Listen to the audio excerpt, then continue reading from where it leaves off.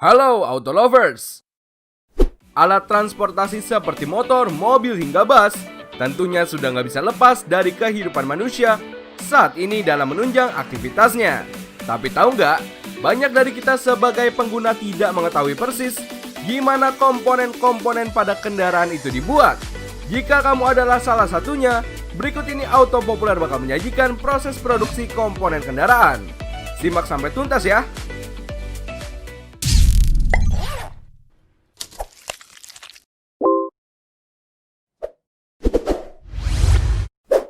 Rantai dan gear. Komponen penting satu ini bagaikan sepasang kekasih yang gak boleh terpisahkan. Yap, rantai dan gear merupakan bagian dari motor penggerak terutama pada kendaraan roda 2 non-matic. Dari segi proses pembuatan rantai sendiri nih tergolong cukup rumit. Langkah awalnya ada proses pemotongan lembaran besi menggunakan mesin khusus, yang kemudian menjadi potongan-potongan kecil bagian rantai yang mirip bentuk angka 8. Setelah itu Auto Lovers masuk tahap proses pencucian, di mana berfungsi untuk menghilangkan partikel atau kotoran sisa pemotongan. Lanjut ke tahap selanjutnya, yaitu pemasangan bagian lain berbentuk cincin pada kedua lubang, dan kemudian diberi tambahan potongan lagi di bagian atasnya. Setelah itu masuk ke mesin press dan jadinya seperti ini. Tapi itu belum selesai, masih ada satu tahap lagi, yaitu pemasangan potongan batang besi kecil yang kemudian dimasukkan lagi pada bagian lubang agar satu sama lainnya bisa tersambung. Dan sebelum dipasarkan tentu, rantai akan masuk ke tahap pengujian untuk mengetahui kualitasnya apakah sudah layak atau tidak. Sedangkan untuk gear sendiri sih cukup simpel. Bermodalkan lempengan besi berbentuk kotak, besi tersebut cukup dipanaskan terlebih dahulu. Setelah itu masukkan ke dalam mesin press otomatis. Lalu setelah itu sisa masuk tahap pembuatan lubang dan pola pada gear. Cara lain ada juga yang menggunakan mesin kontrol numerik atau CNC yang jauh lebih praktis.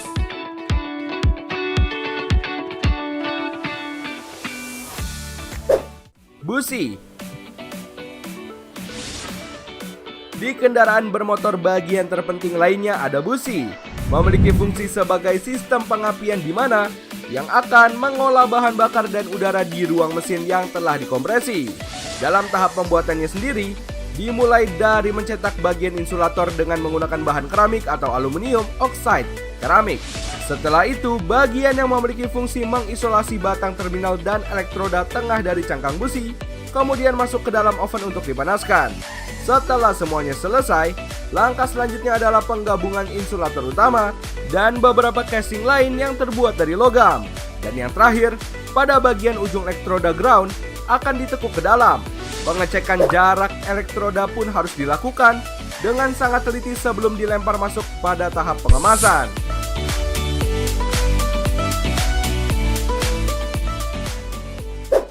Baling-baling kapal. Berbeda hal dengan yang satu ini, proses pembuatan baling-baling kapal juga terbilang cukup rumit Auto Lovers. Dimulai dari proses pencampuran bahan yang terdiri dari tembaga 80%, nikel 4%, aluminium 9%, besi 4%, dan zinc sebanyak 1%. Seluruh bahan tersebut dipanaskan di dalam tungku raksasa yang bersuhu 1800 Fahrenheit atau setara 982 derajat Celcius. Bisa dibayangkan gimana panasnya kan? Nah, setelah proses pemanasan selesai, para pekerja yang telah menggunakan alat pelindung diri anti panas ini kemudian menuangkan cairan tersebut dengan sangat hati-hati ke dalam cetakan khusus yang terbuat dari tanah dan hasilnya akan keluar seperti ini. Setelah didinginkan, baling-baling kapal tersebut masuk ke proses penghalusan seluruh bagiannya sebelum akhirnya dilapisi cairan khusus agar lebih awet dan siap untuk digunakan. Namun nyatanya seiring perkembangan teknologi yang semakin maju, saat ini juga telah dikembangkan cara baru dalam membuat baling-baling raksasa. Metode yang digunakan dengan mengandalkan mesin print 3D, walaupun masih terbatas dalam ukuran produk yang akan dibuat, tentu dengan penemuan cara seperti ini akan jauh lebih mudah kan? Ya, semoga aja pengembangannya dapat terus dikembangkan deh. Amin. Tapi sebelum kita masuk ke pembahasan selanjutnya, ada baiknya kalau kamu semua klik tombol like, subscribe, dan aktifkan lonceng notifikasi agar gak ketinggalan informasi menarik dari channel Auto Populer. Yuk kita lanjut. Ban. Yang gak kalah rumit adalah proses pembuatan ban. Dari segi material, pembuatannya umumnya menggunakan bahan karet yang telah dicampur beberapa bahan seperti residu minyak bumi untuk pengeras, stearic acid, magnesium oxide, sulfur, dan masih banyak lagi. Semuanya dicampur di dalam mesin khusus yang menghasilkan komponen ban berupa lembaran-lembaran karet untuk kemudian dipotong menyesuaikan dengan ukuran. Nah, setelah itu, lapisan-lapisan tersebut disatukan. Dua lapisan khusus dipasangkan kawat sebagai penghubung dengan velg dan benang yang dikenal dengan body ply. Jika semua lapisan sudah ditempelkan, dilanjutkan proses pengembungan ban yang memakan waktu 90 detik per ban. Dengan hasil akan seperti ini. Kondisi bahan yang sudah 90% kemudian dipanaskan dengan suhu mencapai 180 derajat Celcius menggunakan mesin khusus yang berfungsi untuk membuat alur ban biar nggak gampang selip saat digunakan. Jika sudah dipanaskan kurang lebih selama 15 menit, bannya sudah jadi deh.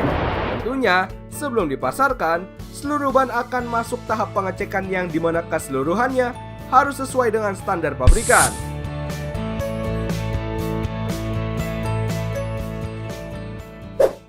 Blok mesin. Proses selanjutnya adalah pembuatan blok mesin mobil. Kalau dilihat sih, hampir sama dengan baling-baling raksasa untuk kapal di poin sebelumnya. Langkah pertama adalah pencampuran bahan yang biasanya terdiri dari besi, karbon, sulfur, dan fosfor. Setelah itu, keseluruhan bahan dipanaskan di dalam wadah bersuhu tinggi. Masuk ke tahap selanjutnya, cairan bahan utama tadi kemudian dituangkan ke dalam cetakan khusus yang telah dibuat sesuai bentuk blok mesin yang telah tersedia. Gak butuh waktu yang lama, setelah cetakan mengering, keseluruhan blok kemudian dirapikan. Selain cara tadi, saat ini juga telah ada cara baru menggunakan mesin CNC untuk membuat blok mesin. Metode ini jauh lebih praktis dan mudah karena seluruhnya dikerjakan oleh mesin.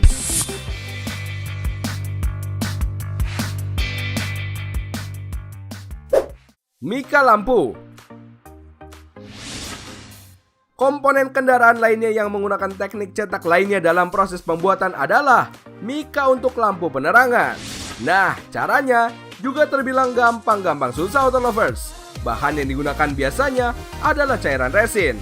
Setelah takaran bahan telah disesuaikan sesuai kebutuhan, cairan tersebut dituangkan ke dalam cetakan khusus yang telah dibuat sebelumnya menggunakan bahan silikon.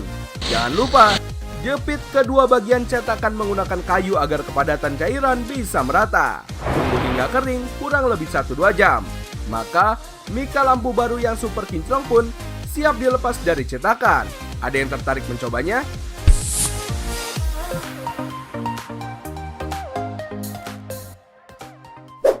Pintu mobil. Teknologi dunia otomotif terus berkembang. Pintu mobil yang dulunya beratnya minta ampun beberapa dekade lalu, kini sudah jauh lebih ringan dan kuat akan benturan. Proses pembuatannya pun tergolong cukup mudah. Menggunakan material utama berupa lembaran besi alloy yang telah dipotong menggunakan pisau mesin raksasa menyesuaikan ukuran pintu. Lembaran tersebut lalu dimasukkan ke sebuah mesin pres khusus yang dalam waktu beberapa detik saja sudah bisa membentuk dua bagian. Masuk ke tahap selanjutnya, lembaran tersebut dipotong.